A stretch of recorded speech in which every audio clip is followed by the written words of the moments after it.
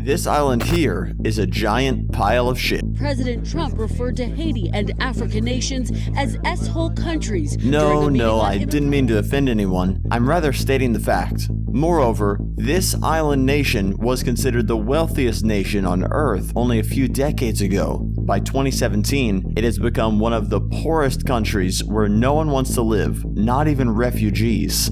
The story of how this place went from rags to riches and back to rags again is not only interesting, but gives some important lessons too. With only 21 square kilometers of land area, somewhat the size of LA International Airport, Nauru is the smallest state in the South Pacific and the third smallest state in the world after Vatican City and Monaco. It's a home to some 11,000 people, but long before humans discovered the island, local bird species used this island as their restroom and excreted their poop here for millions of years. The bird droppings, also called guano, eventually formed rich phosphate deposits that covered most of the island. For those who don't know, phosphates are the key ingredient in agricultural fertilizers, and its limited deposits are mined all around the world. So basically, Nauru was sitting on top of excrement gold, and Germans were the first to find out. They started mining this resource in 1906 under the name of Pacific Phosphate Company. Following World War I, mining continued under the British Phosphate Commission when Nauru fell in the hands of Britain, Australia, and New Zealand. Things remained more or less the same until World War II, and this is where things started to change. Nauru got independence in 1968, bought the British Phosphate Commission, and instead of fixing the damage done, it went on a full-on crazy mining streak under the locally owned Nauru Phosphate Corporation. The people of Nauru mined a lot, so much so that Nauru became one of the richest countries in a mere decade. The extent of rapacious mining can be understood by this dystopian-looking hellscape of jagged limestone pinnacle up to 15 meters high that formed when the phosphate was carved out of the ground. To load phosphate onto ships for export, Nauru built these gigantic iron structures on its shores which now lie useless.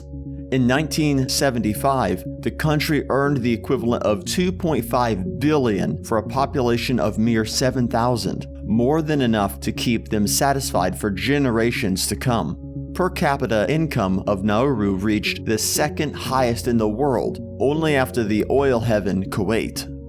So what did the Nauruans do with so much money? Did they make some long-term investments that would allow them to sustain their future lives on this tiny, barren, and desolate island after resources are gone? Nope, they had better ideas. With their newfound wealth, people in Nauru bought cars and houses. The country built a hotel, a golf course, and founded an airline so that it could import Western food. The government created a Nauru Trust to reinvest the spare wealth, but mismanagement, corruption, and ignorance resulted in bad investments in vanity projects around the globe. Nauru House in Melbourne, Nauru Tower in Hawaii, Pacific Star Hotel in Guam, Pacific House in Washington, the Grand Pacific Hotel in Fiji, 3 CHESHAM Street in London, just to name a few. Officials were spending money on luxury trips in the name of managing the real estate portfolio. At some point, Nauru got the nickname of Kuwait of the Pacific because of how the citizens and government officials flaunted money as if it were endless.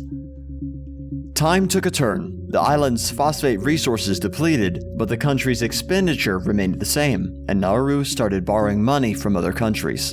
One of the advisors convinced the president to invest in a London-based musical pop band named Unit 4+2. The show closed only a few weeks after its debut, costing Nauruans more than $7 million in today's money. With no source of income to pay off its debts, international creditors seized Nauru's entire real estate portfolio together with its sole aircraft of Air Nauru. Nauru Trust went bankrupt, virtually bankrupting the entire nation. All Nauru was left with was overexploited barren lands where nothing could be grown, polluted shores where no aquatic animal would visit, and a population of some 7,000 people to feed. The story doesn't end here, it just gets a bit crazier. As a desperate attempt to generate income, Nauru published ads on the internet offering anyone with $20,000 the opportunity to open a bank on the island. The Russian mafia saw an opportunity to seize and used Nauru's liberal banking policies to launder over $70 billion from the former Soviet Union. At one point, Nauru used its position as a member of the United Nations to recognize independent countries like Kosovo and Abkhazia, allegedly for money. Russia was reported to give Nauru $50 million in humanitarian aid for this act. Nauru government, however, claimed these two things were not linked. In 2001, Nauru became a refugee detention center when the Australian government agreed to pay Nauru for temporarily housing refugees that were reaching Australia for asylum. Hundreds of men, women, and children were sent to these offshore processing centers where it was later reported that conditions were wretched, akin to torture, and refugees were treated like criminals. Some compared the conditions in these camps to those at Guantanamo Bay. The Nauru camp shut down in 2008 and reopened again in 2012 with minor additions, but the conditions did not improve. This time, the Australian and Nauruan governments tried to keep things secret by limiting access to the island and punishing those who would speak out about the conditions inside the camps. An Iranian refugee in 2016 lit himself on fire after he learned that he would be expected to live on the island for the next 10 years. Talking about today's Nauru, 70% of the island is now inhabitable. In absence of farming, people are forced to consume only low-quality imported food in cans, which has greatly contributed to the decline of the health on the island. According to the BMI scale, Nauruans are the most overweight people in the world, with 97% of men and 93% of women being overweight or obese. Nauru has the world's highest level of type 2 diabetes, with more than 40% of the population affected. Kidney and heart-related diseases are common on the island.